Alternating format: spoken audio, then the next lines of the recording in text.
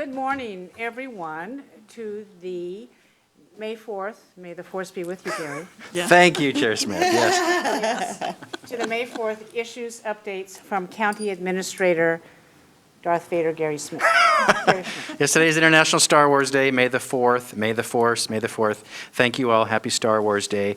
You have several policy sessions this morning, Commissioners. We'll start right away with the first one, Board Prioritization Criteria for Capital Construction Projects. Emily Klepper, Senior Policy Advisor in County Administration, will kick it off. Then I'll say a few words, and then Chair Smith, and then we'll go into discussion. Sure. Emily, go ahead, please. Thank you. Good morning. Can you hear me?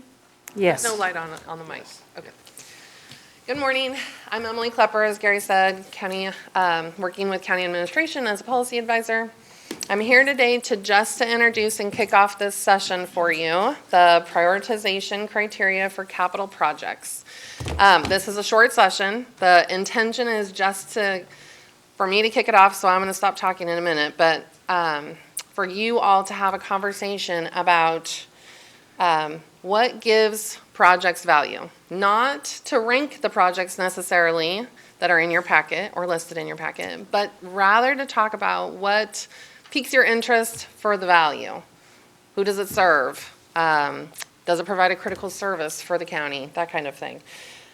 For the purposes of this conversation, we defined capital construction projects as a project that's county-led, county-owned, or on county property, has some kind of general fund commitment, has a project value of $5 million or more, and could be shovel-ready in the next 2 to 5 years. And so that list is in your packet as we know today.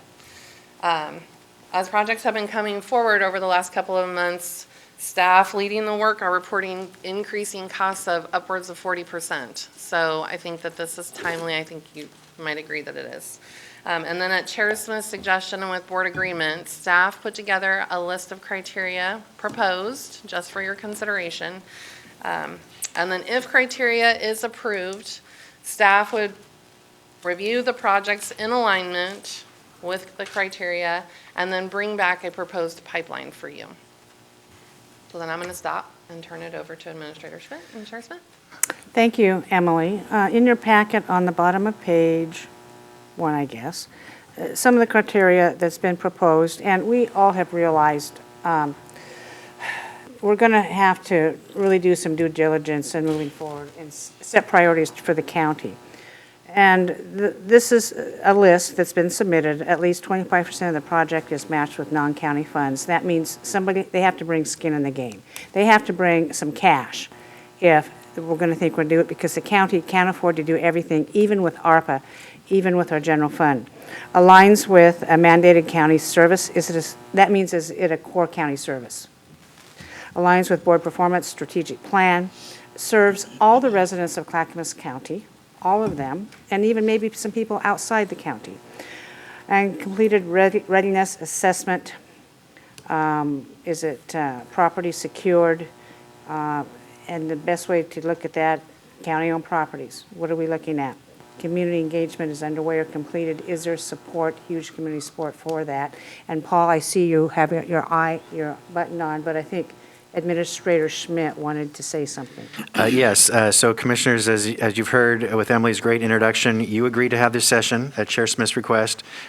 All staff is asking from you today is, do you agree with this criteria or not? It is not to discuss the projects. You have 25 minutes left, so just, do you agree with a criteria or not, or to revise these criteria? That's the request today.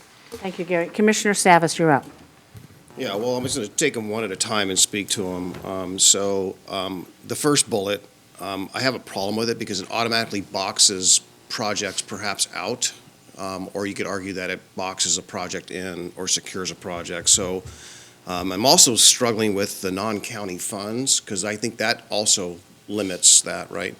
I just don't think there's going to be ever an opportunity for some of these projects where they're ever going to see outside funds ever. So it seems to me that's not really a logical criteria, practical for the projects we have, and for a lot of the work that we do. I'm okay with the other bullet aligns with, well, in a way. So mandated. So can I understand the context of mandated on that one? I was a little bit struck by that. There's a lot of services that are mandated, but how much money we put towards them is different. We're mandated to support law enforcement, right? But that doesn't mean the sky's the limit, right? Or any service. So what's mandated? Yeah, so I'll start. It is a state or federal law that requires us to do the service or to, in this case, maintain the building. I'm going to use the example of the courthouse. That is an Oregon state law. Counties must build, operate, maintain a county courthouse. So that was what I would call a mandated service or expectation, as one example. But it's mandated as we're defining it, it's required by law, state or federal law, or even the county code, that we must provide that service, and only we can provide that service or program or facility.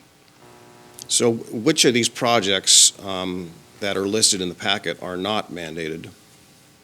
We're not looking at projects. I want this board I to understand that. focus solely on the criteria. And then if we were to set the criteria today, it goes to staff, and all these staff people can look at the criteria moving forward. I think that's what the purpose of this is, Paul, just to help you with that. I understand, Chair. I just like an answer to the question. I'm not really talking about the project.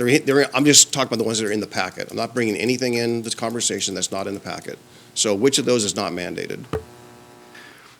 I would offer, probably all of these are in some way mandated by county government, that we have a hand or a role in all of these projects, or in this case, facilities. There can be an argument made, I would think. All right. So the third bullet aligns with this board performance strategic, Clackamas strategic plan. So which of those does not? What was that, Paul? I would offer they all fit into one of your 5 priorities on the plan you've identified, yes. Right?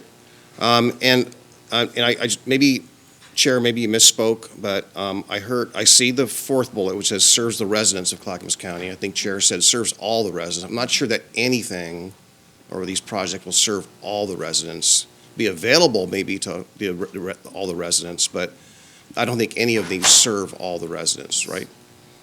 I would disagree with that. I would say the courthouse serves all residents of Clackamas County. I would say the fair serves all residences. The jail serves all residences, and the extension center serves all residences. And Paul, if you look at the library projects, they are delineated to a certain geographic area. Now, if I was in Molalla and I wanted to go to Gladstone Library and check out a book, they would not deny me the access. But why would I do that when I'm in Molalla and I have a library in Molalla and I can order it online?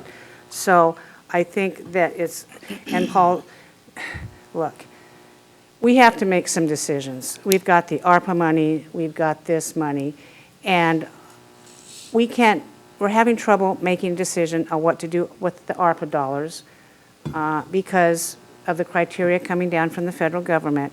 But I want to really narrow this down with a solid base criteria that this board can use to go forward with some projects. We have some in the loop, man, they're ready to go. They've got financing and they're ready to go. And in fact, one of these, the Extension Center, I think it's probably self-sufficient, except for the fact that we're donating the land over there. We'll just see what those bids are coming in on that. But, so we need to make some decisions on that. Yeah, sure, I understand. I just wanted to get clarity. I'm okay with how it's written, so I just want to make that point. That fourth bullet serves the residents of Clackamas County. Residents of Clackamas County, okay. You know, I don't think it serves, I don't think any of these really truly serve all the residents aren't going to use that, but certainly a lot of these are available to all of the residents of the Clackamas County. So, completed readiness assessment, fiscally sound plan. That's the one I really want to speak to. So I don't know if I want to add this, but maybe I think it needs to be separate criteria, and that is needs to be financially feasible, and also needs to be financially sustainable.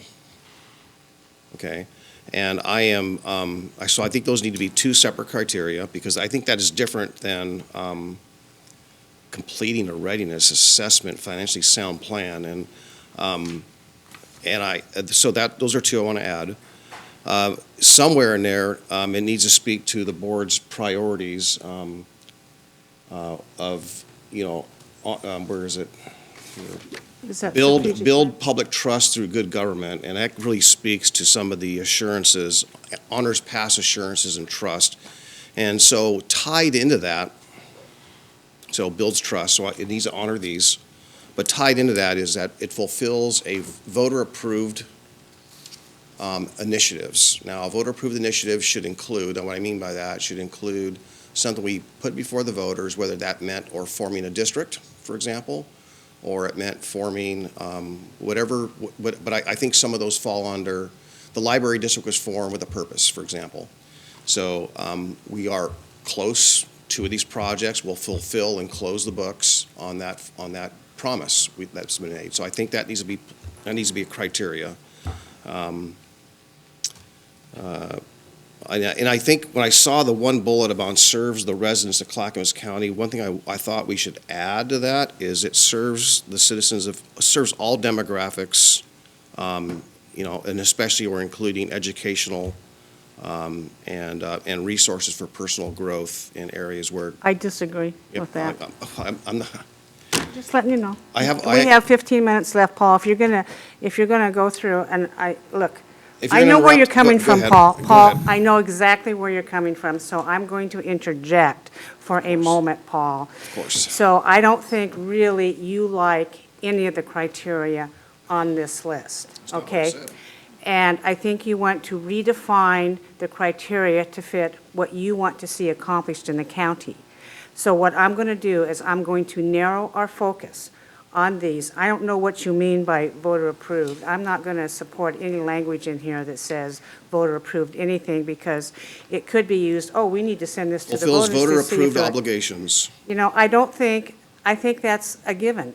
And I'm not sure what voter-approved obligations you're talking about I just on this. mentioned the forming of a district was a voter-approved obligation. Commissioner Fisher? Yeah, I don't know if, is Paul done? I'm I was just, interrupted, so apparently I am done. Yeah, well, okay, I think we should circle back to Paul. If we need to schedule another conversation, I think it's fine. I'm all about having lenses and criteria for us to make decisions. However, requiring a absolute, moving forward, this has to be met. We should never box ourselves in that way. But just some things to consider. I think that's really good for us as a governing body to go back to what our values and priorities are on having a list of criteria. And what Paul's talking about as far as equity goes and demographics, it's absolutely a critically important criteria, as is sustainability and making sure that anything that we construct honors our climate goals, which are going to come online in 2023. We also have the construction to career pathways, of which Commissioner Schrader's been working on, which prioritizes getting minority contractors and also looking at apprenticeship, and all of that is bubbling up. All of that is really important criteria and their lenses. So we are nowhere near this is such an important conversation, and I applaud Chair Smith to bring it forward, but we can't do this justice in 15 minutes at all. The other issue of court mandated, we have a settlement agreement with Gladstone for a library. We can't attach other criteria to an agreement that's legally binding. So we have to be very thoughtful about what we do. I suggest us talking about it today, going back, thinking about it some more, coming up with all of our criteria and scheduling another time to discuss it. Commissioner Scholl? Yes, I agree with Commissioner Savas on the first one. Requiring a 25% project match with non-county funds seems to me like that's very limiting, that there might be a project in the future where you don't have the need maybe even for non-county funds. And what about a bullet in here requiring something to the effect, a project falls within long-term budgetary capability? Is that something that we need to add? Well, can I address your questions? Yes, please. I think there's a misunderstanding from the board where this conversation needs to go. The one main reason I'm doing it is to protect our general fund. The general fund cannot afford to build all these projects on this list. So therefore, Mark, a criteria needs how much money are you bringing to the game? Okay, we have a Fair Barn, they have 5 million. We have the Extension Service, they've saved 10 million. We have a 50% match on the courthouse. And with that in mind, other projects that people want to see done in the county, we cannot 100% afford to fund them out of the general fund. That is the impetus of this conversation today. And Commissioner Fisher, the projects that you mentioned are not buildings or capital construction projects. This today is very focused on buildings, on sticks and bricks. Your projects are worthy, but that's not what the question we're being asked today. This conversation is about sticks and bricks of money that has come into the county, that has been allocated, that we need to move forward. And part of it's ARPA. Part of it's ARPA. Just to clarify, the criteria is in relation to sticks and bricks. Having the, talking about when we are going to build sticks and bricks, we need to be looking at what Commissioner Savas says as far as demographics, equity. We need to be looking at impacts on climate. We need to be looking at construction to career. Those are all things that we need to apply as moving forward Yeah, with construction You know, projects. I agree with Commissioner Fisher on a couple points. The earlier one was we need more time, and I'd like to hear Commissioner Scholl's comments, let him complete. If we don't have time, we don't have time, but I agree, we need more time, but I want to make sure we're all heard. Commissioner Scholl, you have more? I'm always willing Well- to let people talk, Paul, on this. Again, on the bullet regarding the 25% project match. For example, the OSU Extension Center, they've saved just about enough money for their project, and so they wouldn't perhaps need a 25% outside match. No, they are bringing to the table about a 50% match, is Okay. my point. The point of that bullet, and it's, I think it's, you're not understanding, I don't think we understand. These projects, if they want to be built, they have to show due diligence in that the county cannot afford to fund 100% out of the general fund, is the point of this conversation. That's what that means. Okay. Yeah, anything else? No, I understand that. That's good. Thank you. Okay, Commissioner Schrader. Okay. I think we're overthinking this. I think these points are fine. I don't think it precludes the other elements that Commissioner Fisher has talked about. We've already committed to C2P2. That's not it. This is just simply boom, boom, boom, boom, boom. Okay, what physical structure are we going to build? If we're already committed to C2P2, we're committed to C2P2. Okay, if we're already committed to the library system, but the caveat with the library system was this. When the voters approved that measure, it was Gladstone that was supposed to take over the entire library for the whole area, incorporated and unincorporated. That's what the problem has been with this all along. And now we're in a position, we have two groups that want two libraries. I'm a big library builder. I'll try and get libraries wherever we can get them, okay? If it's going to be two, I guess we need to figure that out. But I'm going to remind people that the intent of that at the time was to really give the cities, its legislative intent, it's out there and it's on the record, the opportunity to build libraries that would serve the larger unincorporated areas. And that has changed through time, okay? So I don't think that's going to necessarily preclude building libraries, if that's what the concern is. But I think that we should stick to KISS, keep it simple, stupid, because this is going to be a thing where we're going down a vortex and a hole again and again and again. And we're going to be dragging staff through the usual, well, we have to think about it one more time, okay? If we're not ready to do this today, okay, if the majority is not ready to do it, then if we have to come back, I suggest you each come up with what your criteria is, have staff relook at it, maybe try and incorporate some of that, but from my perspective, I'm ready to just say, simple, this is a criteria, let's move with it now so we can start getting things done. I'm kind of at that point, guys, with all of this, and I'm not trying to disagree with anybody here at this table, but can we just not put our staff through this again? Really? They worked on it, they did it, they brought it forward. Let's honor their work and trust them to do their jobs. That's kind of how I'm seeing it. Thank you. I have two more commissioners. Commissioner Savas.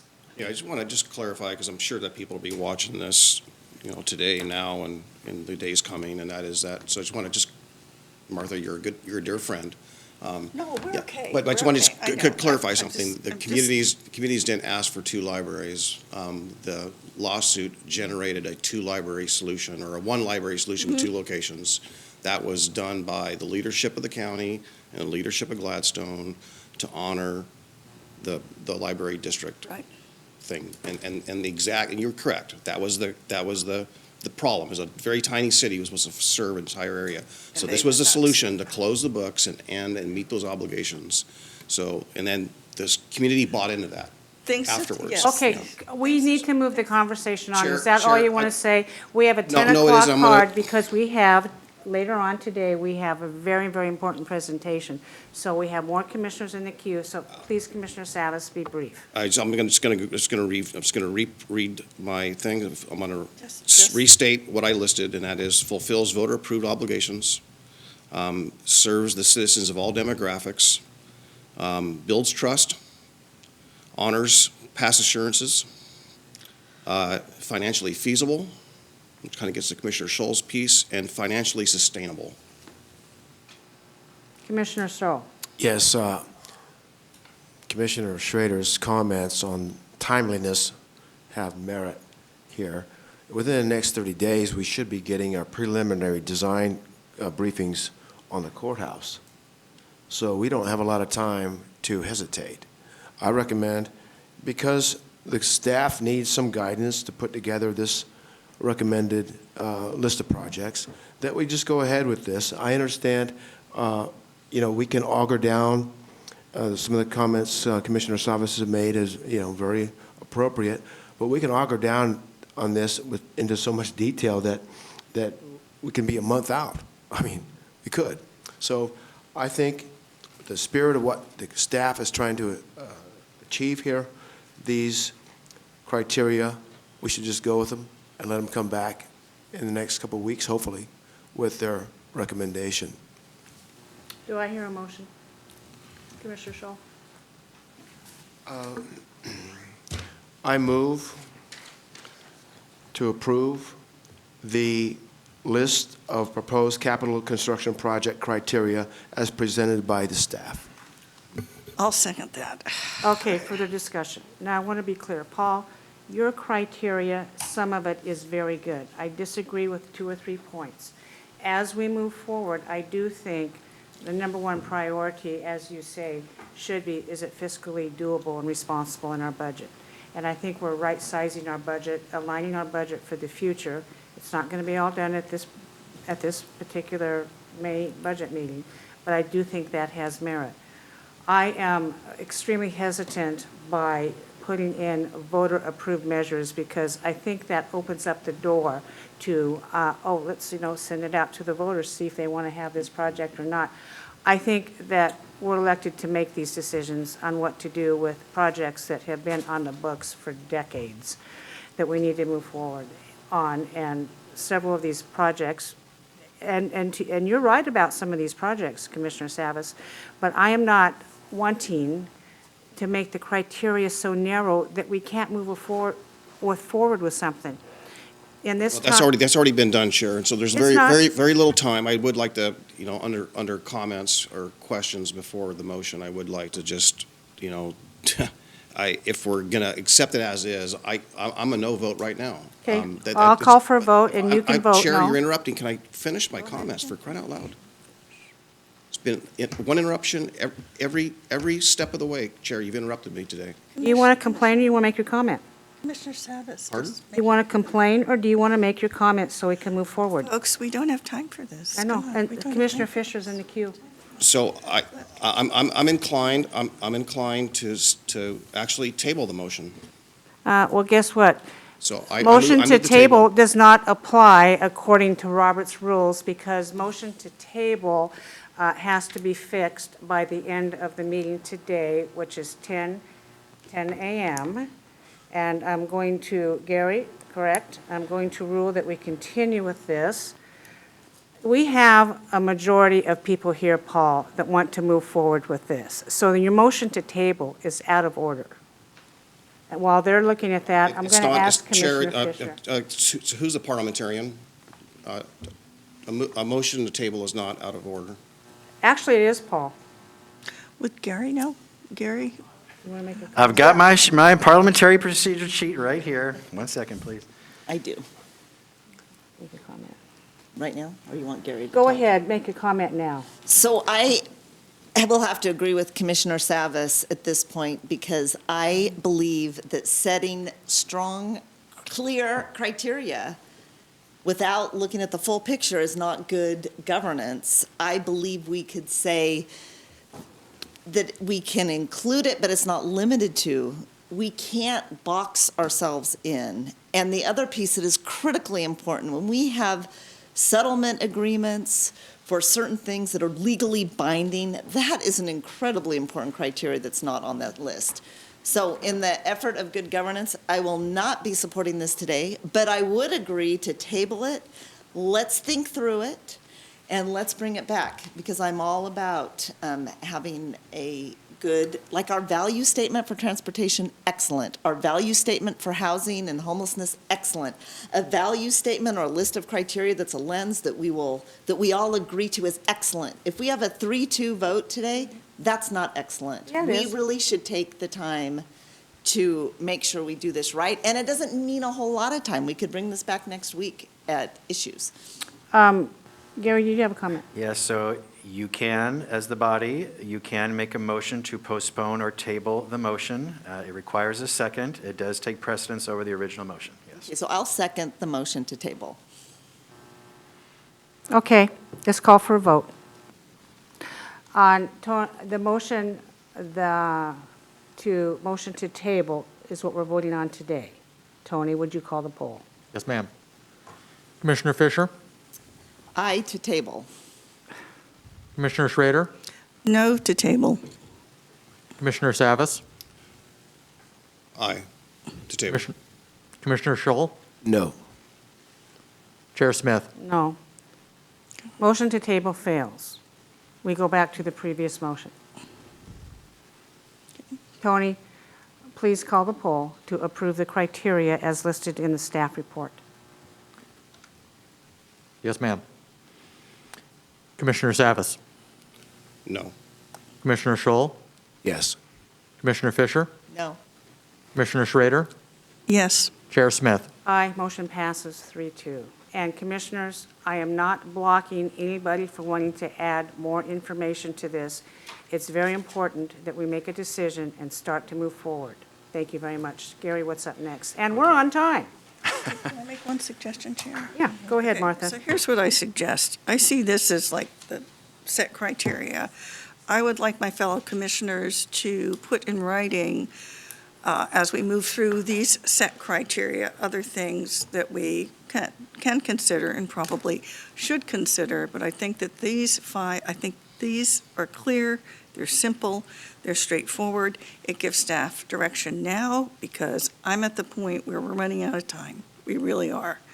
And I don't like to see our staff being put through the ringer again and again and again. So I'm hopeful that my two colleagues here, as friends and colleagues, and I consider both of you as friends and colleagues, can write down some of the other things that you would like us to at least look at.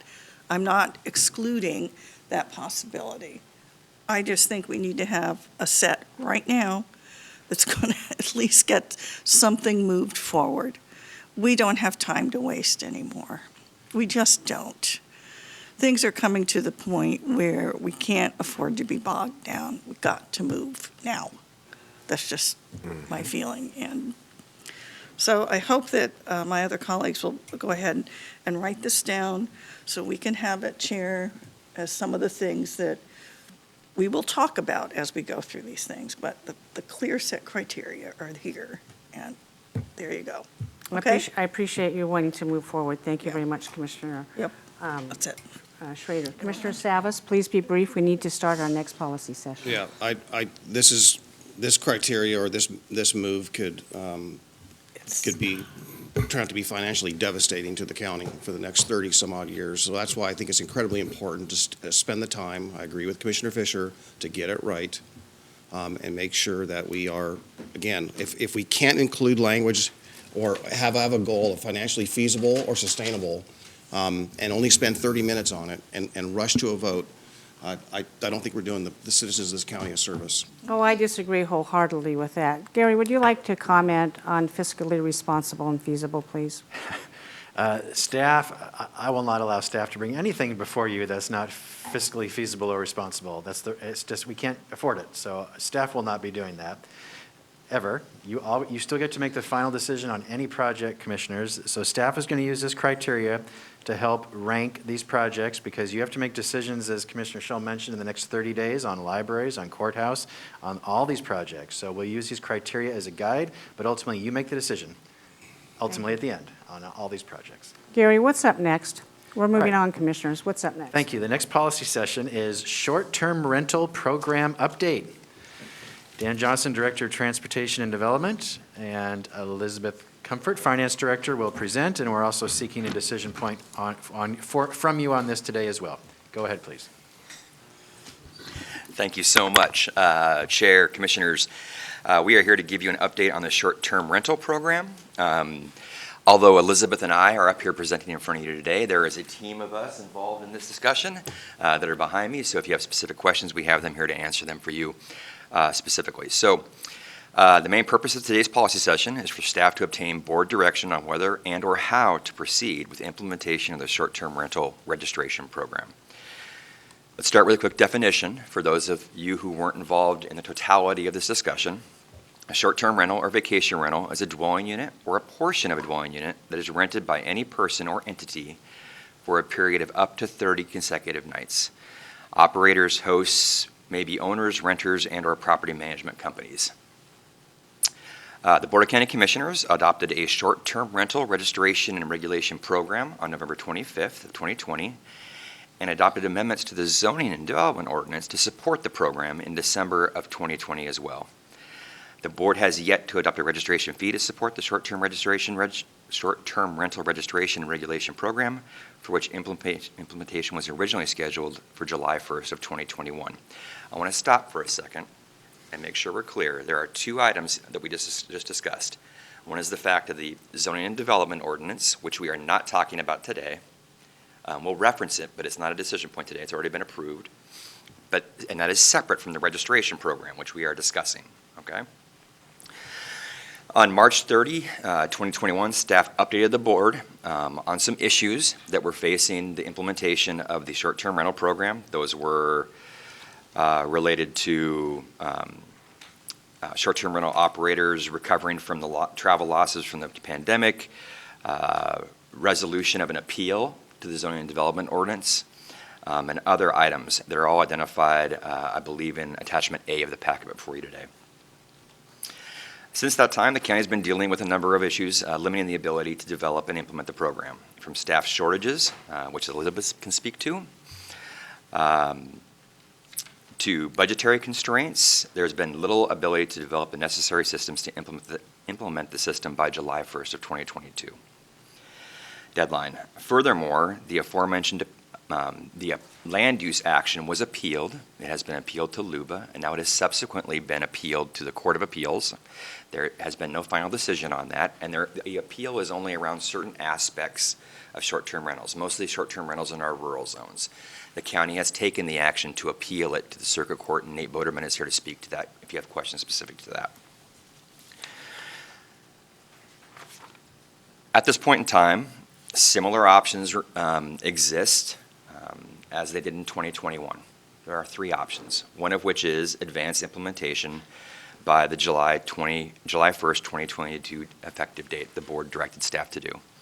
I will be honest with all of you, that will be a challenge. That will be a challenge based on the time that we have, the limited staff that we have in both of our departments, as well as a number of other factors that we are dealing with. Secondly, delay start of the short-term rental to July 1st, 2023 to allow more time to develop the program for the reasons mentioned above.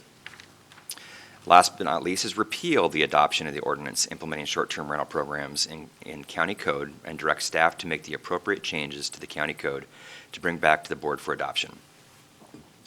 While these three options exist, based on the information that I've provided to you today, staff would recommend at a minimum to delay the implementation of the program until July 1st, 2023 to allow the aforementioned legal challenge to be resolved. A more detailed budgetary assessment is completed to assess cost to implement the program, and staffing issues are able to be addressed. With that, I'd be happy to answer any questions you might have. Dan, what are you talking about? When did the county take action on the appeal, on the decision for the circuit court? Nate Boderman from County Council will join us. I just don't remember. Yeah, wherever. Sit where Elizabeth was, Nate. That's fine, thank you. And please introduce yourself. She ran. Yeah, right. Hot seat. I'm trying to remember. It was we got a decision from LUBA in the fall or early this year. Everything is a jumble. We're currently at the Court of Appeals awaiting decision, so all the briefing is done. We're just now waiting for a decision, which we believe will be issued sometime this summer. Oh. Well, okay. Gary, you're up. Yes. Commissioners, you and the prior board, this has been an item on the county's agenda for at least 4 years. When I became county administrator 3 years ago, the board and staff were in the midst of this process, and you've been in the midst of it ever since. The prior board struggled with this, and I know that you've struggled with this. Staff has done such a fantastic job working on this for so many years. It has been very, very challenging. Commissioners, I have to respectfully disagree with our great staff recommendation. I'm encouraging you to go with option 3, which is to repeal the ordinance and not move forward on short-term rentals. You've heard me say this before, and with great respect, we can't do everything at Clackamas County. I'm concerned about the financing of this program, the staff resources that will be necessary to implement the registration program, and there's just, Clackamas County can't do everything. So I'm respectfully with staff, no reflection of the awesome work staff's done, but I think it's time to say we just can't do this right now. Okay, thank you. I'm not sure who was in the queue first. Does it matter? Commissioner Fisher, or then Paul, and then Mark? Yeah, I got a couple questions and then a comment. But Nate, what were the grounds, what are the issues that are being appealed? Yeah, so Dan described the short-term rental really as being two sets of regulations, one being the registration program, which we're discussing here, and then the zoning ordinance. The challenges were to the zoning ordinance specifically, and in particular, whether our zoning was in conflict with state regulations as to the short-term rental use on resource land, which, is managed, EFU timberland, which is regulated really at the state level and then passed through to the counties. And what is the issue that what is in our ordinance that is being challenged? So we are permitting short-term rentals anywhere a dwelling is approved. Thousand Friends of Oregon and a private citizen said, no, state law doesn't allow the short-term rental use on our resource lands. Okay, so they're prohibited right now on our resource lands. The state law doesn't provide for them, Okay, and so yeah, this is it's making unclear, sense to yes. me. I do recall when we were doing this, talking to some folks out in the community in the rural lands that are not able to use short-term rentals, and so that must be the reason why, and this would have allowed them to do that. Unless, of course, it is not held up in the state court. Yeah, to be clear, we didn't distinguish between rural, we had separate regulations for short-term rentals inside urban growth boundaries, but as far as zoning designations, we didn't say EFU land couldn't have short-term rentals. We just said if you could have a dwelling, Then you could have a short-term rental. you could be Okay. eligible for a short-term. Thank you for that. I really appreciate that clarification.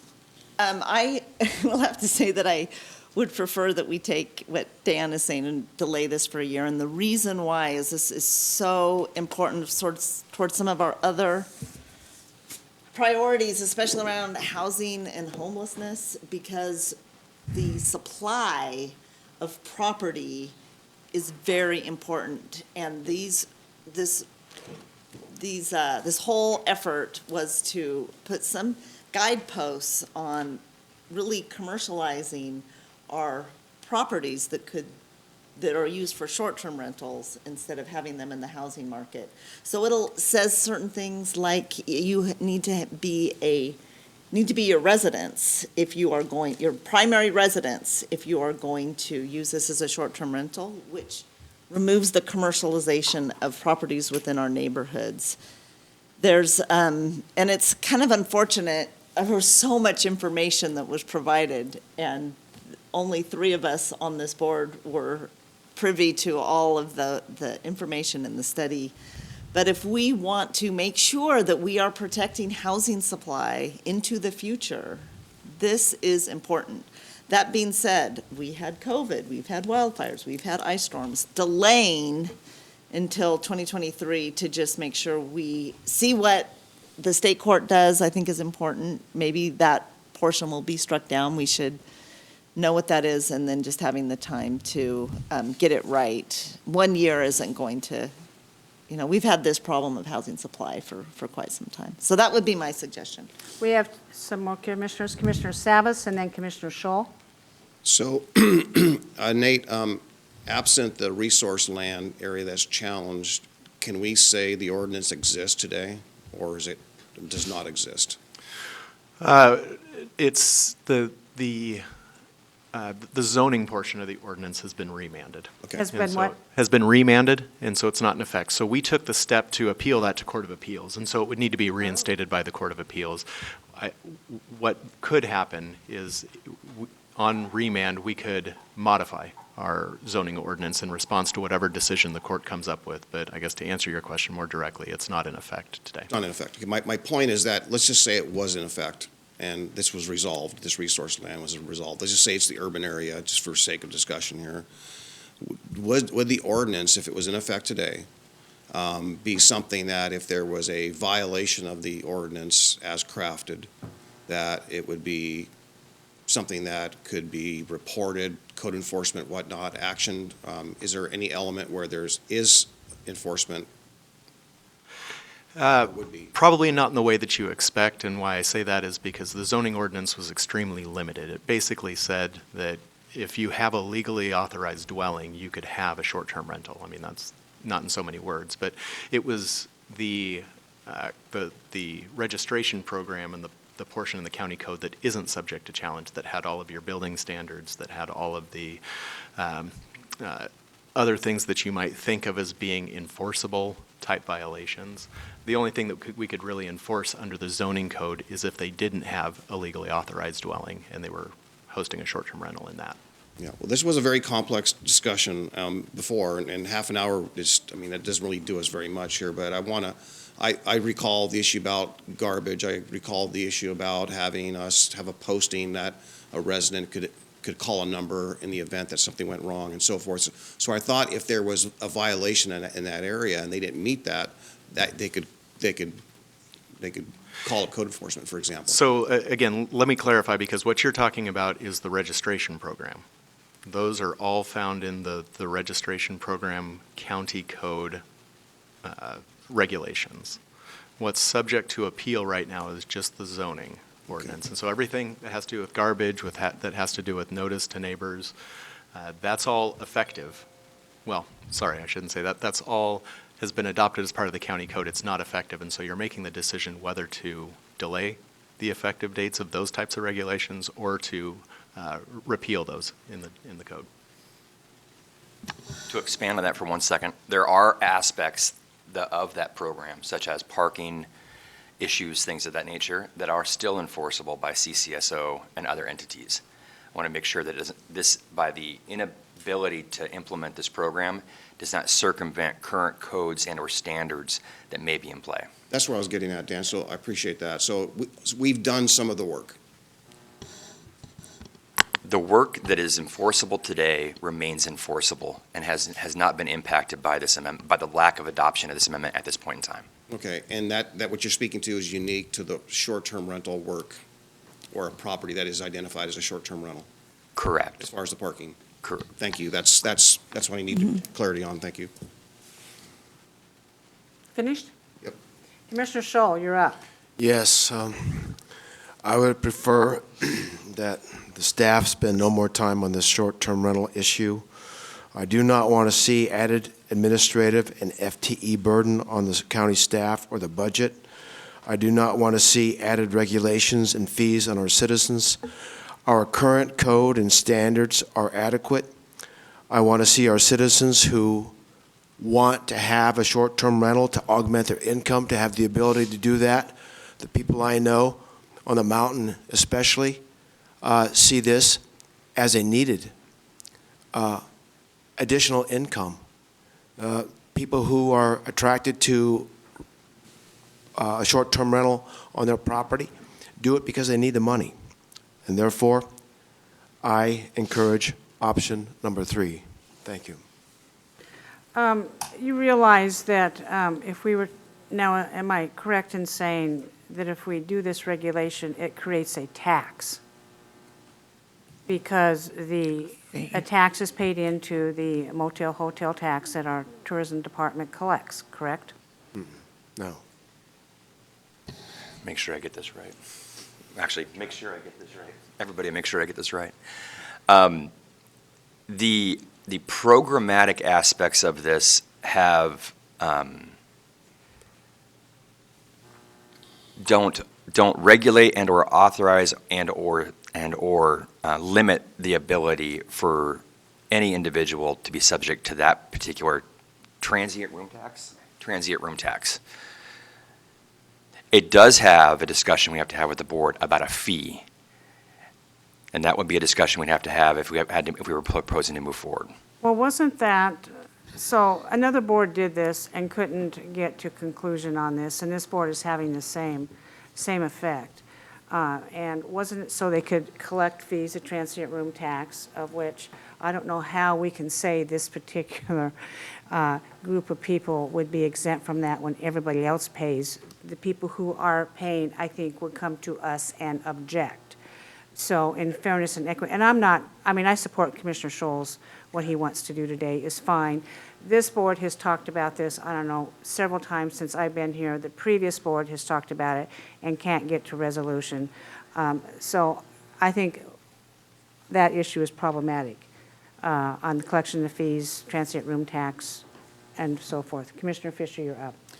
Yeah, I think that if the board is looking towards just scrapping all of the work there was so much community involvement, we had extensive hearings, we really worked to address community concerns. The piece that I can't explain everything in the short amount of time. We should have a policy session that really goes over the impacts, because what Commissioner Savas is referring to as far as short-term rentals and garbage and other issues, there are people in the community that live in neighborhoods that have had short-term rentals in the neighborhood that are just party houses where there are lots of people, there's not enough bathrooms for people to use. They are staying, they're camping out, they're creating a great nuisance.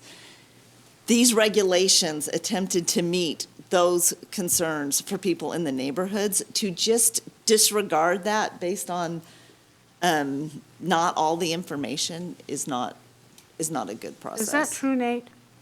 I mean, aren't they regulated regardless of whether we pass the ordinance? Because the regulations don't say, oh, don't do this and this and this. They might, but people's behavior is such, they're going to do them regardless of the regulation, and the same remedy is available. They call the Clackamas County Sheriff's Office, correct?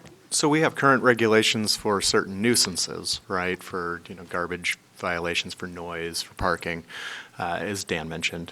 What the short-term regulations did beyond that was to regulate occupancy, things like occupancy-specific building restrictions. I mean, we put a registration program in place that had specific regulations tailored to the externalities associated with short-term rentals.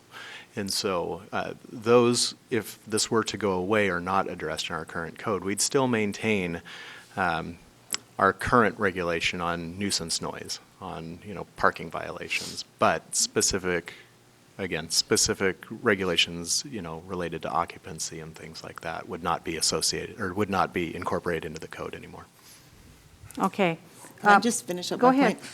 Which is very important when looking at short-term rentals, because the profit margin of taking a property in a neighborhood and using it primarily as a short-term rental, which can cause great nuisance to the area around, these regulations prevented that in our incorporated areas. You have to be a resident of the property. That has to be your primary residence in order to use it as a short-term rental. If we scrap this, we are doing a disservice to people in neighborhoods Okay. on this issue. So I would really suggest we do another policy session and have this board go into a deeper dive as to, and be educated on what the effects of it are. We have 2 more commissioners in the queue, Commissioner Savas and then Commissioner Scholl. Yeah, I'll just summarize. All 5 commissioners at the time were in probably 5 different places on this. So I think that's fair to say, and I say that with respect. I don't mean no disrespect by that at all. We had a request to make short-term rentals legal. I think we accomplished that. Once we get past this, we had a request to talk about some of the issues of parking and nuisance issues, capacity, how many people can you put in a home. I think we accomplished quite a bit of that. The registration aspect and the registration fee helped hammer that home a little bit, but it still exists today with the ordinance alone. Where I got stuck personally was I didn't really think that the fee and the registration were necessarily something that I didn't like. I didn't like the fee, but I thought the registration was something that we could do, should do, and with code enforcement being the aspect of collecting fees from violations could help fund the program. So I saw a different way of funding it without adding fees that would implement the program with some upfront money to make it happen, existing funds, not anything else. But if we're not there, we're not there. That's where I got stuck personally. I agree with Commissioner Fisher. We shouldn't throw all that good work away because we have made a lot of good progress. Some people would argue that we've come far enough. Some people would argue that there's further to go, but I don't want to scrap it. I think people expect and are using or working on this. And once this thing is resolved, at least that zoning particular area will be resolved. But there are some serious issues with people having parties of about 100 people when they have a capacity for 2 or 3 bedrooms, maybe 5 or 6 people. And that's the nuisance aspects have to be addressed. We have 2 more commissioners in the queue, and then I'm going to call on County Council Magcor. Commissioner Scholl. Yes, the adoption of option 3 does not negate the work the staff's done. They've done that work to bring us to this point today. There will always be people out there who abuse any system, even a hotel room. But the vast majority of short-term rentals are not nuisance to the neighborhood. And I don't want to see this county burdened with extra administrative requirements and FTEs to administer short-term rentals. Thank you. Commissioner Schrader, you're up. Yeah, I was stuck on this for actually the same reasons as Commissioner Salas was stuck on it. I see the need to have some kind of enforcement. I didn't really see the need for any kind of a fee at this time. And the issue is, for me, is this already covered under code enforcement, really? I mean, when you have those kinds of things, all right, and, so a registration would maybe, am I right, Commissioner Savas? I'm trying to kind of align with you on this. Registration would give us a opportunity to know where those rentals are, but there wouldn't be any other fee associated with it, but it would be more of a red flag should something happen. Is that where you're coming from with this? Yeah. I think we also thought that, well, if we just put the ordinance in place which we have, that, we'll see if things get better. Frankly, I haven't, I think they have. I haven't heard very much in the way of complaints, so I think we've made progress. So there really needs to be an option 4, which status quo. And at the very minimum, I don't want to, I think maybe we ought to just at least either have a commitment of time to really go through this and/or just leave it as is. And that's not here today. So I would just, at the very minimum, just leave it as is and wait for this appeal, get that thing settled then, and then bring it back in the future, if there's a will to bring it back for further registration fee. I'm not there yet on the registration fee. Yeah, I I never was. wouldn't get there I'm either. not there. We're going to have staff comment. Gary and then Stephen. Yes, is there an option for Dan or Nate or Stephen where you keep the zoning ordinance as is pending the legal challenge, but we do no efforts to enforce or to register? Or is that not possible?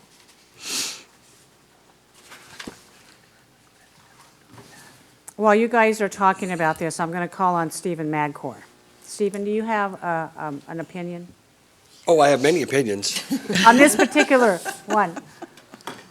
I was listening downstairs, and let me point out one thing, is that the county does have a transient lodging tax that applies regardless of all of this. That's been in place for years. Some of these short-term rentals currently pay into that system. One of the objectives of codifying the short-term rental process was to capture all of them, because they all would register and we'd have them cross-reference with the tourism department, and everybody would pay into that existing tax, which has been in existence for years, as you know. So that's not at issue here, but it was kind of a dovetailed issue with this.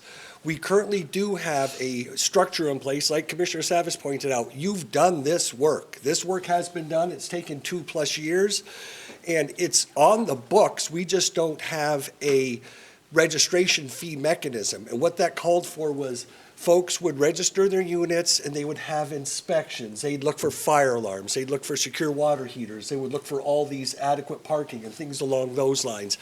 That work has been done, but you don't have people paying into that system. Yeah. And that's So that's delayed an until July unfunded. of this year? It's delayed until July, and so I guess the issue would become whether we could keep an ordinance technically on the books that isn't effective, right? Because if we're not enforcing something, then we could be subject to a mandamus or something. You can along keep those it on the lines. books. It's been there for 2 years, idle, semi-idle. We haven't been implementing it or enforcing it. If somebody wanted to force the county, if there's a nuisance property, Commissioner Fisher, they could say, code enforcement, do something. And code enforcement would say, Yeah. it's based on priorities. This is a low priority. They could sue us under mandamus saying, government, act. You're supposed to do something here. And that, it hasn't happened in 2 years, and chances are probably pretty low it would happen moving forward. But we do have law on the books currently that's not necessarily complied with. Okay, so we can be sued for anything. Sure. I mean, I could walk across the street and get sued, basically. So I'm not too worried about that. Has any of the tax fees been ever collected from this particular group of people? I mean, are people voluntarily sending Samara a check? Because it is somewhat voluntary. Am I right or wrong on that? Samara? Come to the table, Samara, please. It's But almost- if they don't pay it, what are you going to do to them? It's almost irrespective of this whole thing, the whole issue, period. It's a completely separate animal. It is, it's a very separate animal. Correct. Please introduce yourself. Yes, so Samara Phelps, Executive Director for Tourism. And the registration and the transient room tax, short-term rentals are obligated to do that, and that happens through the finance department. So they register with the finance department. The registration system for short-term rentals would, as Stephen pointed out, allow us to cross-reference, right? We would know where all of these were because we don't know, but that's not, it's still, they are obligated to pay transient room tax. Yeah, So this is really complicated. I don't know why we're even doing this. It sounds to me like the system in place is working fine. I am not one who wants to pound more regulation into people. We're trying to come out of a COVID. We're dipping down into high inflation. We're looking at a possible recession or increased interest rates. So I suspect we have some people out there who are looking at this, maybe I can rent my room for $50 a night and help pay my property taxes because, hey, everything is going up in price. I do not like the heavy hand of government coming in and doing increased regulation. I have been very consistent on that since I think the day I was born. I think we can work with people, allow them to have what's on the books. There is an avenue for them to pay the tax. And by the way, I paid the tax for 14 years. I owned a hotel. I understand how it works. So if I didn't pay the tax, you know what? From the finance department, I had a tax lien and I had interest. Thankfully, I paid the tax. But I'm not sure, in addition to anything else, what you're going to do to people in this situation. Gary, what are the options? So staff is not able to implement this July 1st, 2022, so you need to do either option 2 or option 3 today. We need a decision today, please. Stephen, you're in the queue again. I am, thank you. Just two things. To Samara's point, the tax is on the books, the tax is mandatory. Our enforcement mechanism is low, because you do have people on VRBO, Airbnb, who aren't being tracked by us, but you are collecting taxes from short-term rentals Well, currently. if finance is collecting the tax, I would submit to you there is a tracking mechanism. It's a voluntary one at this point. Well, People hey, they're report. on the books, they're paying the tax. Elizabeth, you know who these people are, right? So I can't accept the fact that there's no tracking mechanism that's not available that we have to approve here today. We have a couple more commissioners. I believe Commissioner Fisher, you went first. Chair, could I do? Oh, yes. One more thing, I'm sorry. Historical context, you ask, why are we here? We're here because our original ordinance did not specifically provide for short-term rentals. And there is some basis in law to say if it's not specifically provided for, then it is prohibited. So the prior board thought, if we're going to accommodate these government camps, Sandy River, places like that, let's at least regulate them. You would get complaints from people being stacked like cordwood in areas outside of Oregon or Lake Oswego. The board would get a number of complaints. Up in Welch's, people who were well connected to the board would complain about vast parties that would happen every weekend, and the county wouldn't do anything about it, and the sheriff's office wouldn't come. So that was the citizen complaint process that led the prior boards to entertain implementing this type of ordinance. So there was a lot of moving parts. It wasn't entirely reactionary. It was viewed as being a legal and policy-oriented necessity to a certain extent. And So that's those- on the books. And we're not saying we're going to, We're not going to remove it. I'm not saying we're going to just throw everything out. The necessity for further regulation is what I object to. Who's up?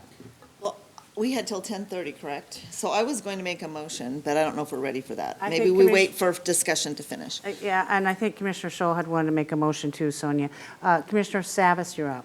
Yeah, I'm just kind of wondering if looking at option 2, if the wording was changed under option 2 to delay start of the STR program to a date uncertain in the future. Do we have to put a date certain there, or can we just Please put a date. please put a date? Yep. All right. Commissioner, did you want to make a motion? Well, I'll make a motion. I already said what I think we should do. If you're ready for a motion, I'll make one. Well, we need to make some type of a decision. If it goes down, then somebody else can make a motion or amend the motion. How about that? So Chair, I'll move for option 2, Well, the delay Mr. start Shaw- of the STR program. Okay. And I'll second that. I'll second. Further Just discussion? delay it. Further discussion, commissioners? Sonia? No, I was going to move option 2. So Commissioner Savas did it, Commissioner Schroeder seconded it, so we can do the vote. So this is the deal. If we vote in favor of option 2 today, which I'm voting no on, I don't want to revisit this. And I'm not going to bring it forward. And now, unless some of my commissioners want to get fancy, they want to slap the chair down, because we have discussed this ad nauseum. Commissioners, you knew this policy session was coming today. You should have submitted your concerns and your requests in writing to staff ahead of time, and not continually delay on this program. By the way, of which 3 of these commissioners couldn't get it done in the last leadership, and you're not getting it done in this leadership either. So I'm a no on this.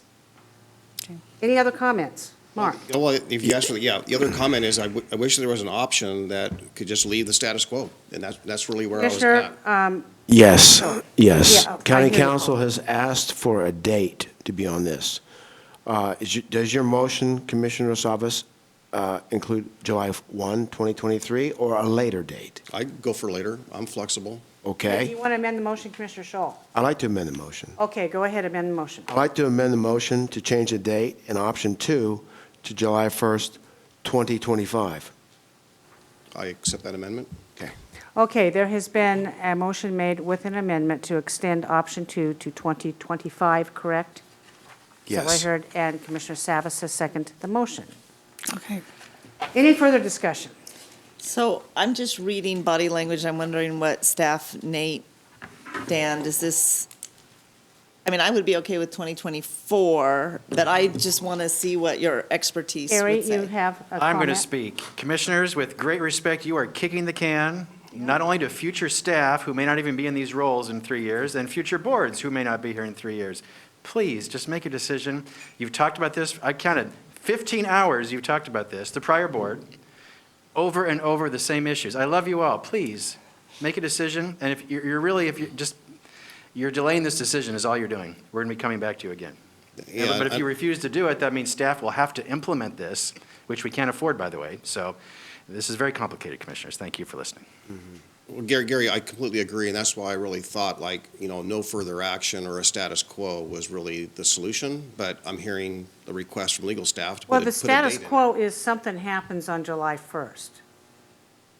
Is that correct? Stephen? Yes, as currently drafted, that is correct. Something needs to happen by, is it July 1 or July 20? July 1st. Well, yeah, I'm sorry, so I'll just clarify. My status quo was leaving the ordinance as it sits and not implementing the remainder of the program. So would, Just clarify. would you withdraw your motion and then make a new motion? Would you? I'll make a motion. Paul, withdraw the previous. After we're done? I'll withdraw the motion. So can you withdraw the amendment and then withdraw the main motion? Yes, withdraw the amendment. So can someone suggest what if you understand what my intent is? What Yeah, would- but we have, what would that, the we, motion be? yeah, I understand your intent, but we have to withdraw the motion, and then we withdraw the original motion. The Amendment amendment and to the the motion, and then, I withdraw my amendment. Second. okay, second. Now withdraw the motion. Paul, can you withdraw the motion? Yeah, I withdrew the motion. Seconded. Okay. No. Commissioner Savas, Delay the start. That's your motion right there. just listen, you can amend it. Option 3. Can I consult here? Yes, Liz, I think we need to consult, and I'm going to consult with Commissioner Fisher. I'm gonna, I'm gonna, I would have done that in the very beginning. I get it all. By the way, I meant to announce that these microphones are really sensitive.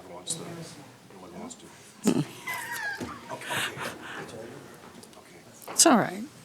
We're not saying anything that we should be All right. concerned. Okay, I'm taking legal advice here. okay, you're taking, go for it. Okay.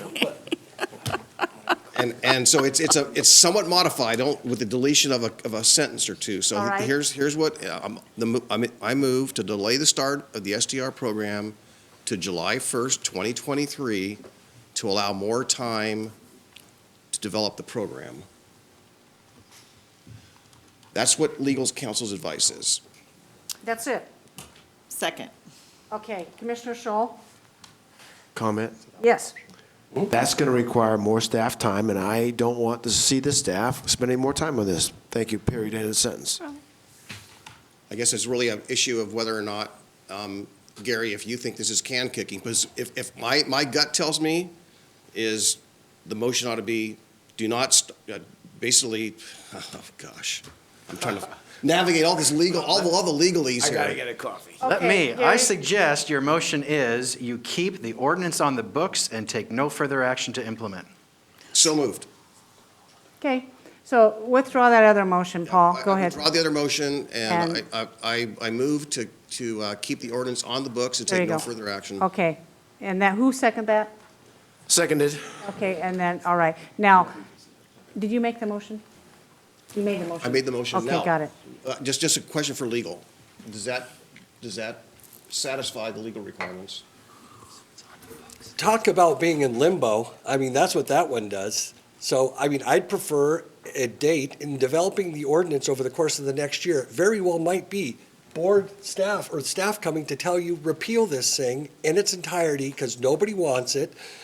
But if you keep it on the books in limbo, it's going to result in Dan's shop not knowing what to do with this thing when people call and complain about it, or when they call and apply for it, or when they try to ask if they're subject to the tax or not. So limbo is not as good as a specific date. Either you gut this thing, or you give us more time to come up with something that is going to be more manageable and more palatable to this board and to your constituents, because I presume you're going to hear from people after this one way or the other.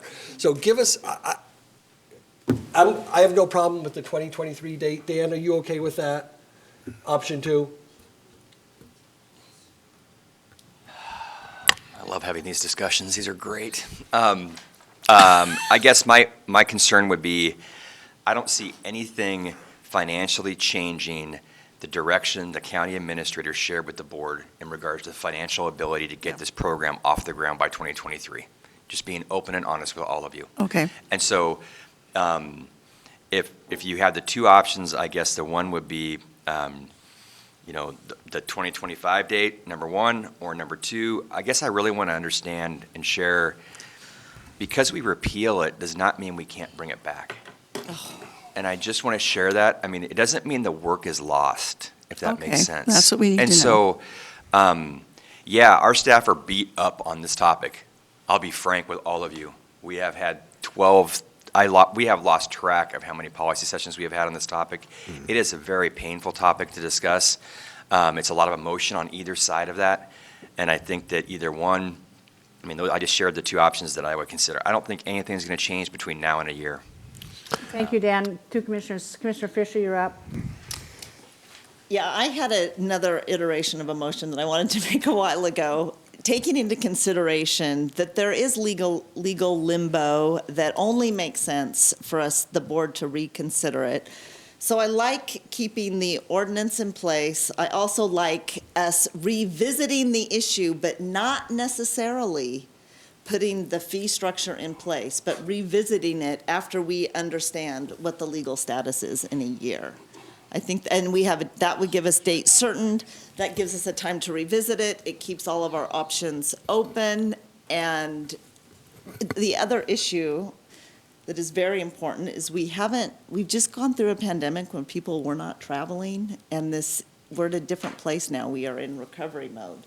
So that's another issue that will make this more relevant probably in a year from now. Commissioner Savas and then Commissioner Scholl. Yeah, so my observation is that we don't all thoroughly understand this, and so one thing I think that's getting mixed in this, commingled, and maybe someone could clarify. So Dan, when you talk about the program, that's really the steps forward for the fee and the registration and everything else. The ordinance is what I like. The program, not so much, but we're not here to tweak that today, even though I could get to a tweaking. So I don't want to, we're commingling the two, and I want to separate them. The ordinance I'm okay with. So what do we do to do that? When you say ordinance, that's the amendment to the zoning and development ordinance to allow short-term rentals in zones. Right. Just want to make sure we're clear. Right. Yes. And the regulations that are in place. Right. That was the initial call, to allow short-term rentals to exist. That was the initial call. That's why we're here. So I want that to be allowed. That is independent from this discussion. That is going down this legal path through the Court of Appeals. It's still, this has nothing to do with that. This is the program itself. I know, and the program is what I don't like as assembled. And I think that's what Commissioner Fisher is saying to some degree. The fee is part of the program. Yeah, let's just revisit that in a year after we know if there's legal limbo, where we are legally on this whole issue. Yeah. I don't see it as can kicking, per se. Yeah, it's just And I don't want to see a whole lot of time spent with staff either on it. Don't spend any time on it. I'm a no. Mark, I retract my motion on Commissioner Savas's motion. Oh, my second. you can do what? I like to retract my second on Commissioner Savas's motion. Second the motion, and frankly, Paul, I'm confused on what motion. So I'm going to retract the motion entirely. So. Okay, thank you, Mark. Should I make a motion? If you want to. Do you want to? I move that we keep the zoning ordinance in place and revisit this issue in 2023 after we have legal certainty, and direct staff to not do any further work in the next year on establishing a registration program. Second. Okay, that's kind of like number 2, but then you added staff is to do no work. Okay, but we will have to visit this before July of 2023. I'm thinking probably March of next year, we'll have to start looking at this yet again. Okay. Any other comments from my county council or my county administrator or you folks out there? I can live with this motion. This works. Can Staff you? will do no further work. We'll do nothing until we report back to you 1 year from now. And I will say, we're still kicking the can down the road, and we still do not have certainty. This board is unable to get to certainty. I'm still a no, because, Mark? Yes, I think the motion is unfortunate. I'd like to see this ended. I still say option 3 is the way to go. I do too, but okay, we're going to take a vote on this. Tony, please call the poll. Yes, ma'am. Commissioner Scholl, No. Commissioner Schrader, Aye. Commissioner Fisher, Aye. Commissioner Savas, Aye. Chair Smith. No, motion passes 3-2. Thank you, staff. I'm sorry you had to go through this. I appreciate your patience and your due diligence, and most importantly, your service to Clackamas County. So, Chair, just one sidebar comment, and that is that option, as I understand option 3, the repeal, is that it would make short-term rentals illegal. Well, whatever. Ask your county council on that. Gary, what's up next? We have a short break until 11, and then 11 a.m. is the next session. Okay, thank you. Anybody got an Excedrin headache pill?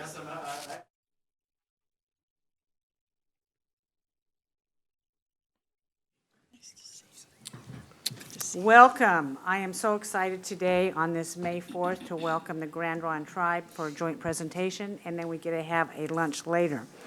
Today, the Board of County Commissioners is pleased to host as our special guests members of the Confederated Tribes of Grand Ronde and their staff. Thank you for being here. We have a couple of presentations today, and starting off is County Administrator Gary Schmidt. Thank you, Chair Smith. If we first can begin with introductions, and I ask, I'll start with Commissioner Scholl. Electeds first. Commissioner Scholl, if you'll introduce yourself, and then to your left, we'll just go around in a circle, and please introduce who you are. Yes, good morning. Commissioner Mark Scholl, Clackamas County. Good morning. I'm Chris Mercier. I'm the Vice Chair of the Confederate Tribes of Grand Ronde. I'm Chair Tootie Smith, Clackamas County Commission. Thank you. What an honor today. Chisan, Naikani John George, Tribal Council for the Confederate Tribes of Grand Ronde. Yumasi for having us. Thank you. Martha Schrader, County Commissioner. Sonia Fisher, County Commissioner. Paul Savas, Clackamas County Commissioner. Good morning, Martha Pellegrino. I'm a consultant to the Confederate Tribes of Grand Ronde. Ryan? Ryan Webb, I am the project manager for the Confederate Tribes of Grand Ronde. And Slahai, I'm Stacia Hernandez Nikanim. I'm a Grand Ronde Tribal member and Chief of Staff to the Grand Ronde Tribal Council. Well, welcome all. We're all very excited to be here. Thank you, Stacia and Ryan. Does, I lost my... Oh, sorry, Chair, I'll jump ahead. So I'm Gary Schmidt, County Administrator, and Tony? Tony Mernick, Clerk to the Board. Thank you. So first, Commissioners and Tribal Council members, the Grand Ronde staff will present a brief informational presentation on the former Blue Herring Mill property, which is now the Willamette Falls Project, led by the Confederated Tribes of the Grand Ronde. Thank you for your leadership and support of this fantastic jewel in our county and region. Stacia and Ryan will give a brief presentation. If that's okay, Vice Chair Mercier, is that all right if we move forward? Thank you. So please, Stacia and Ryan, go ahead. Well, thank you. It's an honor to be before you again to present you this really exciting update. We've made a lot of progress on site, and we're really looking forward to sharing not just an update on the project itself, but also kind of a look ahead for where we're going. So with that, we'll jump into the presentation. I think you're all very familiar with the property itself in terms of property boundaries. There's just an illustration here on this slide that really shows you the property itself. It is just over 23 acres in size. Only about 17 of that is developable. You can kind of see as you go towards the south there, it really kind of becomes narrow, and that's not really a developable area. There's just under half a mile of river frontage, and obviously it sits just above the beautiful falls there as well. Again, I think everybody's well aware of the history of this site. It went through various different types of mills in its industrial era, all the way from flour to woolen to lumber. As a result of that, as it expanded, as the mill grew, they continued to build new buildings to serve either for storage or housing equipment or whatever the need was. So as such, there's approximately 55 buildings on this property, over 500,000 square foot of building space that's been built there since kind of the mid 1800s. Everybody, I think, is very familiar that we've been doing some active demolition on the site, and to date, we're still doing active demolition, and to date I think we've taken down 10 or 11 structures there. And if people haven't had the opportunity to kind of really get a look at the site, since we've been doing the demolition, we've taken down the series of structures at the southern end of the site by the lagoon, where we had a fire back in December 2020. We've also taken the large structure down at the north end of the site, the entrance to the site, which was the old truck dump. And then we've also taken three more structures in the center of the site, which were the old carpentry shop, the old millwright shop, and the kind of mechanics auto shop as well. And if you've driven past here in the last week, you can see that we're actively taking down the water filtration plant and all the auxiliary buildings that kind of go along with that structure. So a lot's been happening in the last 6 months really on that site, and it's really been allowing us to kind of open the space up and realize the full potential of that site. Next slide, please.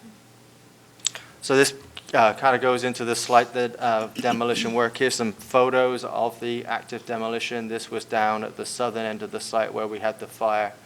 The contractor that we've been working with has been doing a great job, not only from demoing the site, but really making sure that we can recycle and reuse as much of the materials that we take out of those buildings as possible.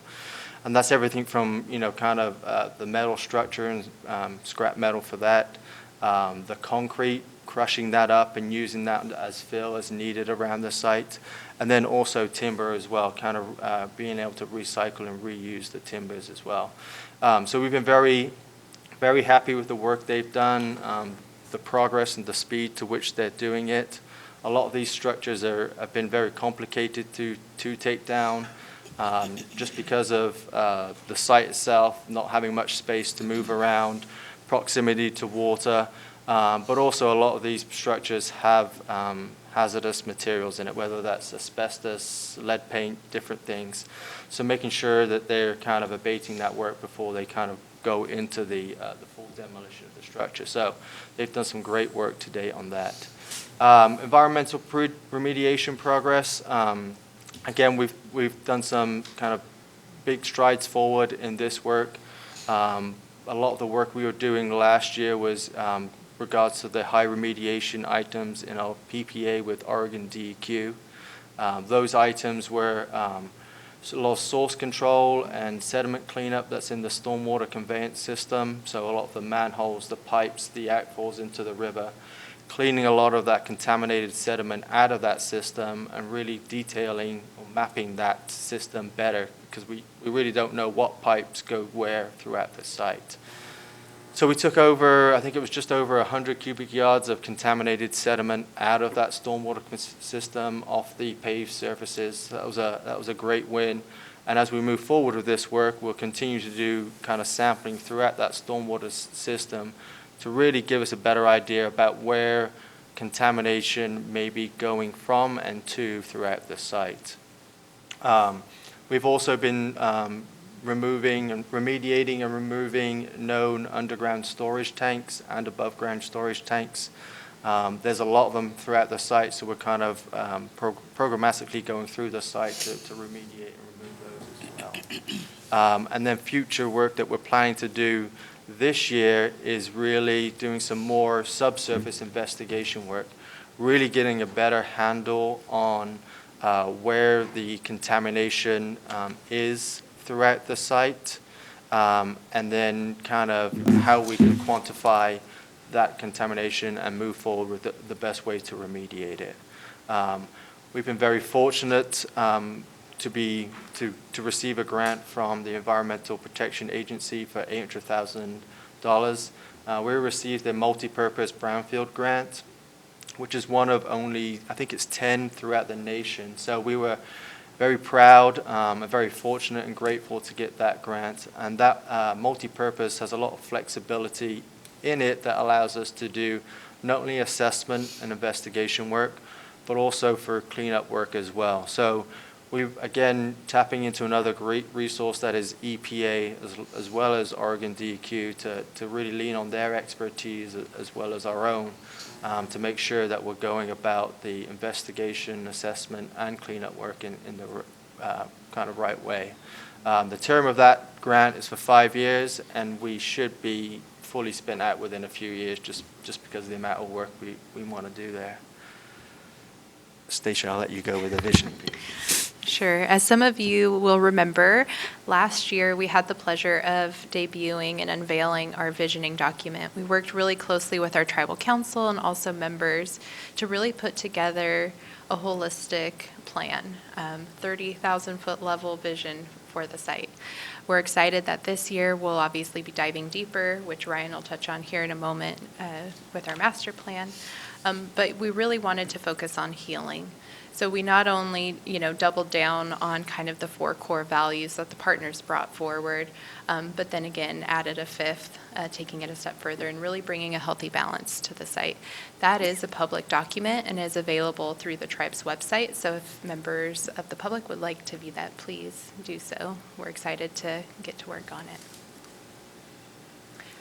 These are just a few photos from that document. The first in the upper left is a vision or a sketch of looking down Main Street at the property, just to kind of show what it could potentially look like after remediation and redevelopment. The one kind of in the middle on the right is a look at the old historic woolen mill foundation, and it's just, again, a sketch that you can kind of see, some of the ways we might look to incorporate that into the redevelopment. And then kind of in the back of that image, you can also see a potential boutique hotel location, so that is something that we're assessing further. On the lower left, you'll see what we're calling a very cultural space. We don't have that scoped out yet, but we have put a placeholder there. This is at the southern end of the property where we did the demolition where the fire had taken place at the end of last year. So from that vision document, which is really kind of a high-level framework, we're now entering into we're working on our master plan for the site.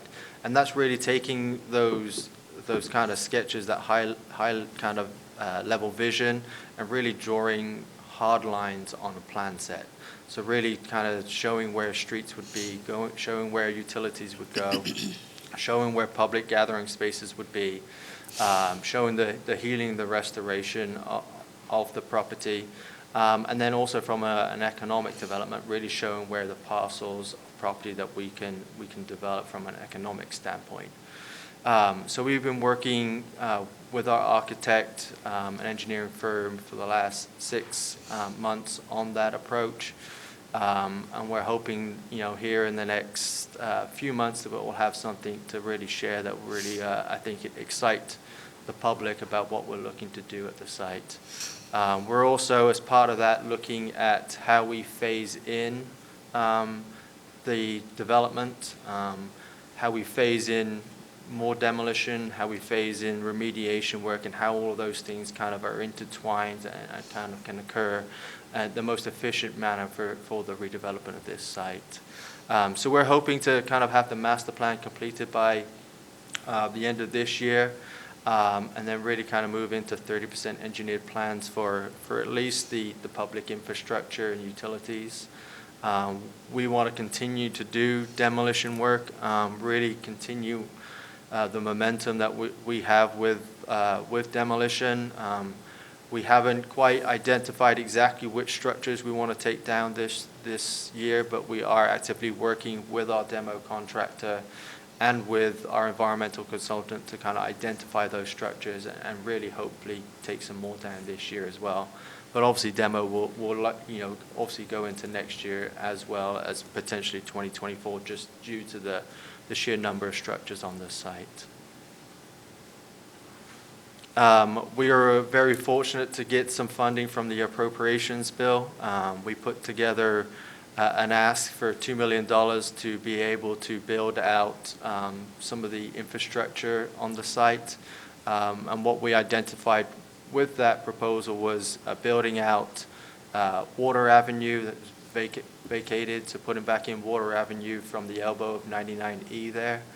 Also, one block of 4th Street, and then also Main Street as well. So that gives us the opportunity to really kind of phase in infrastructure work. It helps us to phase in the economic development as you're really creating your first block of potential development there. So we're very excited to get that funding and to really start the design work and construction thereafter as well.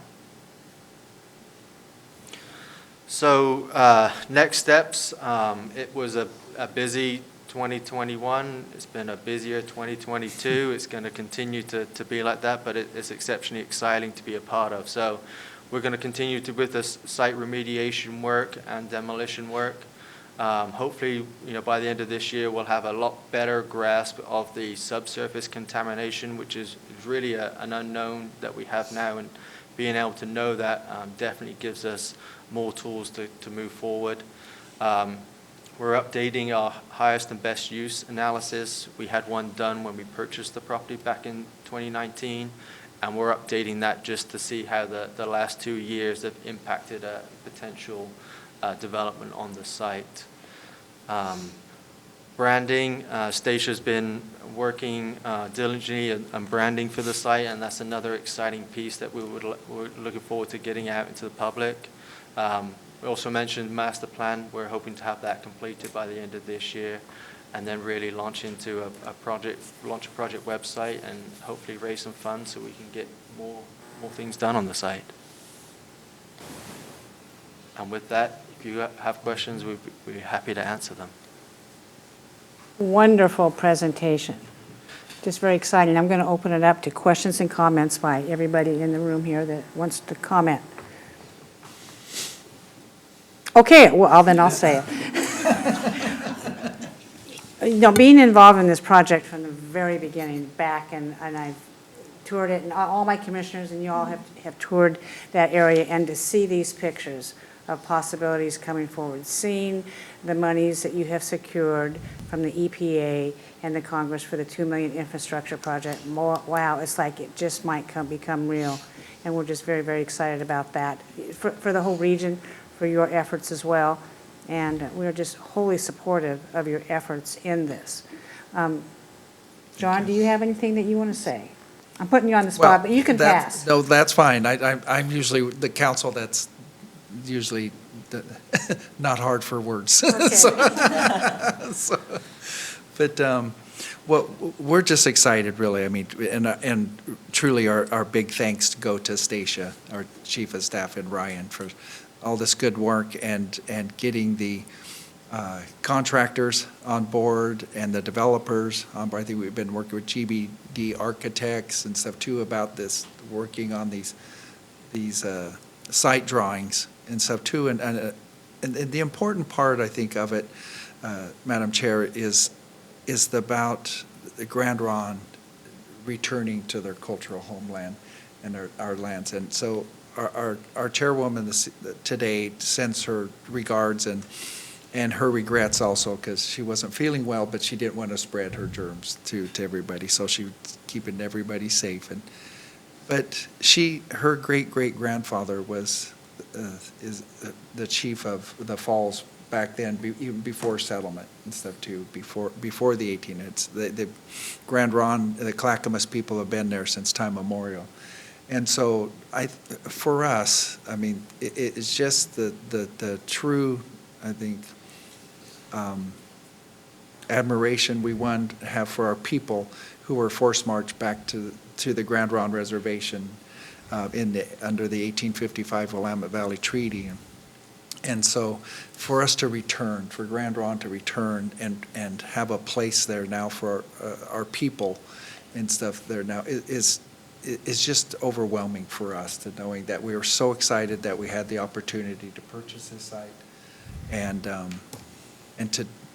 to return this and to heal the land that we have had, that has gone on there, but, through there, but also to make a place then for people to return and create economics for the area, create tourism, for the area. And so upon that, I think it's just something that we look forward to, and also to become good stewards again of the land there with that. So thank you, Tootie, Madam Chair, for that. Great, John. If I may. Certainly, Chris?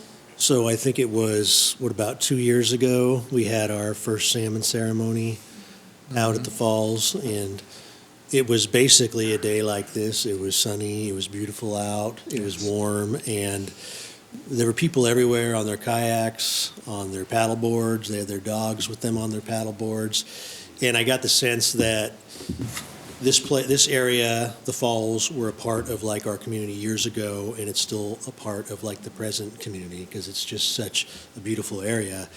And when we were doing our first salmon ceremony, that was the first time I'd spent a lot of time on the falls, and you can just feel the history. You can kind of feel the spirits of the past, and you can see why people like this area and why it had such significance. So, as John said, that's why it's hard not to be excited about this, because we're getting the chance to reclaim our history and to tell our story about our presence in this area. But it's also touching on some of our longer-term goals of forging partnerships like what we're developing here. And I know a lot of people are focused on the economics about it, and that's important as well. But from a tribal perspective, just the fact that this was such a part of our history, and now we can claim ownership and play a role in seeing what happens next, it's hard not to be excited. And I know it's probably moving a bit slow for some people's taste, but these kind of projects, that's how they go. But I think 10 years from now, whatever's here, people are going to look back on this and say, this is beautiful, and I'm so glad that the tribe and you guys had the opportunity to help guide it. So thank you. Thank you, Vice Chair. You're in place of Cheryl Kennedy today. Yes, I am. Thank you for standing up and doing this. Commissioner Fisher. Yeah, thank you so much. I'm interested in understanding about the partnership that Grand Ronde left in regards to the Riverwalk. And I know that Commissioner Schrader and Commissioner Savas have been our liaisons on the commission. We have not had an opportunity to be briefed on that and as far as what implications that might have for the future of that effort. And so I'm just interested in Who wants to answer that question? what this all means. Thank you, Commissioner Fisher. Good question. Does somebody want to take lead on this? Stacia? Sure, I would be more than happy to. I think for us, it was just generally, growing frustration with how slow that project was moving for us. Instead of spending hours in meetings, we want to spend hours doing good work and doing work on site. And so for us, it was, really kind of pulling back and saying, let's focus on what we can focus on, and let's make change where we can make change now. We want to see public access on site sooner rather than later. And there are a number of other things we want to do. And so for us, that's where our focus is. Obviously, the door is still cracked open, right? It's not to say that a public project will never take place on site, but for now, we want to bring change to the area, and we want to give people what they've been waiting for. So that's what we're focused on. Thank you for that. Commissioner Scholl. Yes. Pesha awo moa ya'i pisa pitehi hu. Good morning and welcome in Northern Paiute. I understand I got my language wrong, but I tried. My question for you today is, how can Clackamas County and the Board of Commissioners help the Grand Ronde tribe remove impediments that you might be experiencing from government? And also, how can Clackamas County and the Board of Commissioners help spread the word to the people and our businesses in the area of the need for donations to your project? That's a really good question. Obviously, I mean, having conversations like this, I think just in and of themselves are extremely beneficial. I think for us, we want to have open communication. We want to be transparent about the work we're doing and certainly welcome any support the commissioners or, the public can offer. For us, again, we're really excited to kind of get going on this project. We have a lot of exciting things that are going to be taking place this year. Some of the things that folks will start seeing from us are neighborhood letters, just letting them know, like, hey, this is what's happening. Don't be worried. We, welcome engagement. We love feedback. It's been so great to be back in the community and to hear from folks that are so excited to finally be able to see, hear, and feel the falls. That it's just really powerful, and we're just, focused on that. But we'll definitely let you know if there are ways you can support us, but we Okay. look forward to sharing out. Thank you. Commissioner Savas. Yeah, I just want to acknowledge and share my gratitude to the Grand Ronde Tribe that our relationship has remained strong between the Clackamas County Commissioners and the tribe, so we appreciate that. The good working relationship, the open line of communication we've had. We definitely respect and honor your guiding principles and goals and vision for the project, as well as the partner's original one, the core values, which I'm going to read here, which was, for the Legacy Project, was historic and cultural interpretation, public access, healthy habitat, and economic redevelopment. So the fact that you are moving and working on the site today is progress, great progress. It takes time. You're in an environmentally sensitive area. We all value that. I know it means a lot to each of us that the habitat that nearby, and that's why this site is so complicated when it comes to deconstructing it. So you're taking all the initiatives, and the state's helping with that, with some of the grants with DEQ and so forth. So I appreciate the stewardship, and of course that's natural for you all and for us. So I just appreciate that. So progress, things are happening. It's going to take time, maybe not as originally anticipated, but I really respect the values and your vision. So I look forward to the master plan. Thank you. Thank you, Commissioner Savas. Commissioner Schrader. I just want to thank you for taking this project on. I remember when the Grand Ronde first purchased it, my initial reaction was, now something's really going to happen. Something will move forward here. And I think your vision is in alignment with the vision that the whole area wants to see happen in this site. And I feel privileged and honored to be a part of that and to see this become the transformative area that it has really been meant to be. So thank you so much for your work. As you know, I've been working on a lot of these issues since 2003. We've got the locks moving ahead as well, and now to see the Blue Heron site really start to move forward is a gift to everyone. So thank you. Thank you, Commissioner Schrader. Any other comments? I'd just like to read a statement. Clackamas County is proud of the working relationship we have with the Grand Ronde Tribe, and we recognize your tribal sovereignty. We look forward to being part of the wonderful plans you have for the site, but also would like county residents to know we have joined together on all kinds of projects. Tribal staff has shared important cultural perspectives and expertise with our county staff in public and government affairs, county parks, water environment services, tourism, and the Department of Transportation and Development. Several of our commissioners serve on committees with the Tribal Council members. In fact, I am now serving on the Willamette Falls Locks Authority with Councilman Jack Giffen. Commissioner Schrader serves on the Spirit Mountain Community Fund Board of Trustees. We work together and partner on many issues that affect our region. So I want to thank you. We have a collaboration that means much to the residents of Clackamas County. With any other comments? I would now like to invite Vice Chair Martha Schrader and myself down to the floor, and we have a presentation. Okay, right over here. Actually, if everyone can come to the floor, please, council members and commissioners.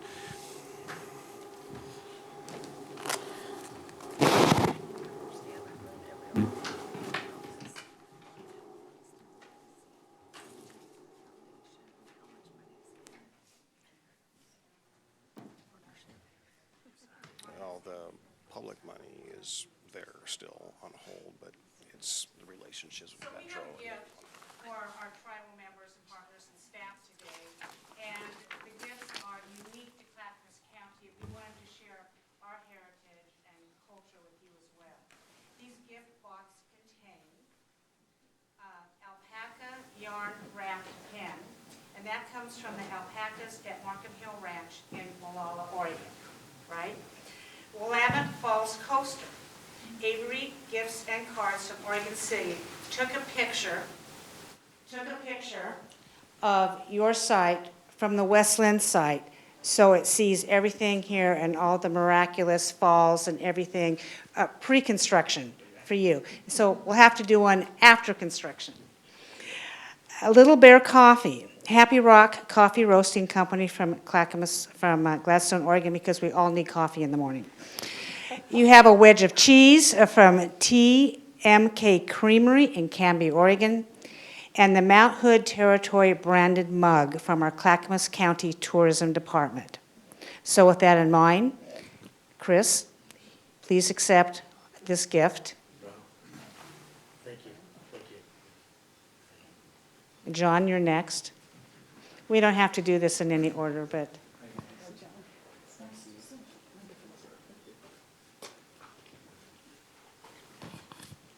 Thank you very much.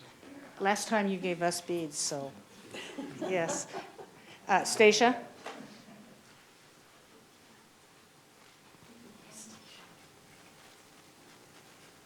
Ryan?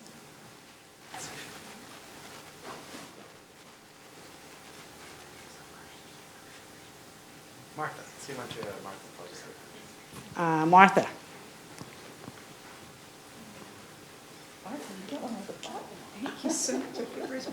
Is there anybody else I have overlooked in the room today?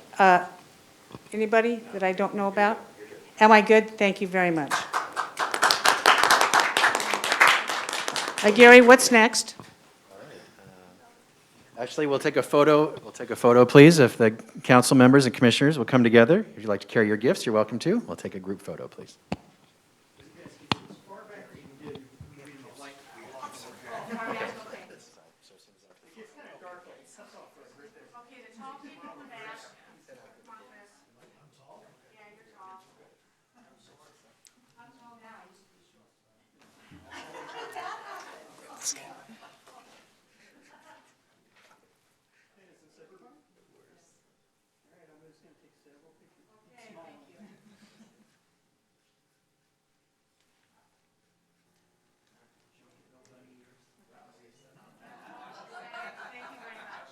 So next, the council members would like to present a gift to you, commissioners.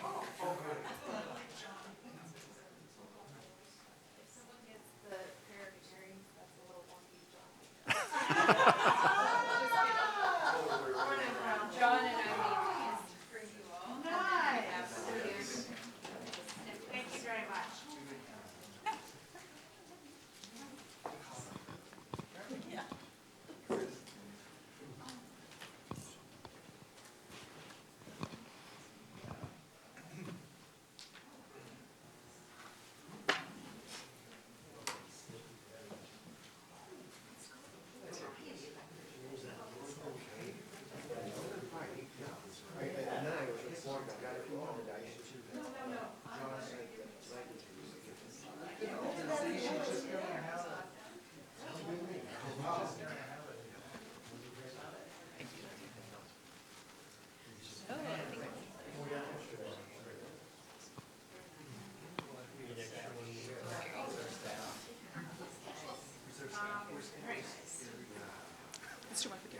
Tony is here today and Gary is here. Very